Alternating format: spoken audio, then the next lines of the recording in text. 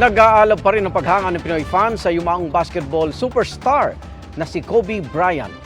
Kabilang sila sa mga dumalaw sa estatwa ni Black Mamba sa California. Saksi si JP Soriano.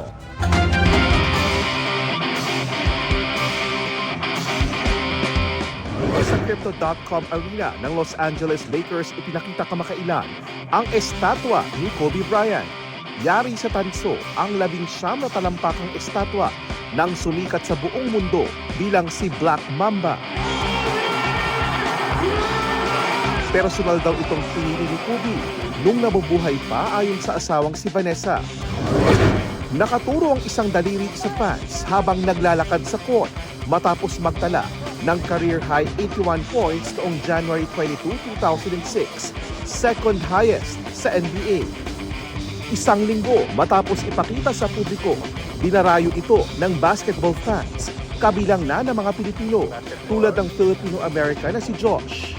Dala pa ang litratong ito na nagpapakitang bata pa lang siya.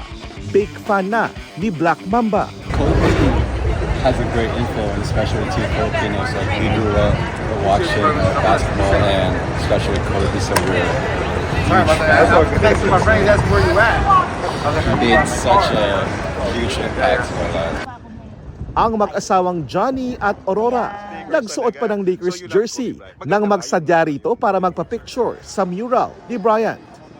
Marami raw NBA superstars pero may kakaibang karisma raw si Black Mamba sa mga Pinoy. Marami siyang pagkakaiba as a player. One team lang ang pinaglaruan niya. Tapos yung style niya, yung pagiging dedicated niya sa team. All throughout his life. Ang dedikasyon ni Kobe ang ilan lang sa leksyong iniwan niya sa iba't ibang basketball clinic na inorganisa para sa mga Pilipinong atleta. Espesyal ang koneksyon ni Kobe Bryant hindi lang sa mga Filipino basketball fans kundi sa maraming Pilipino.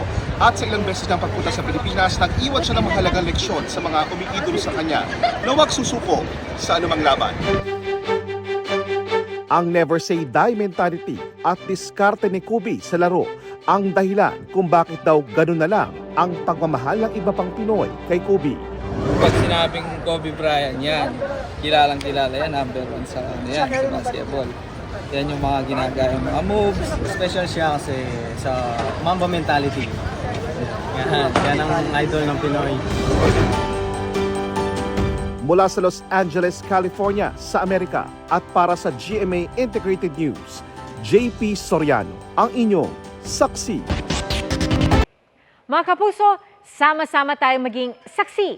Mag-subscribe sa GMA Integrated News sa YouTube at para sa mga kapuso abroad, samahan niyo kami sa GMA Pinoy TV at sa www.gmanews.tv.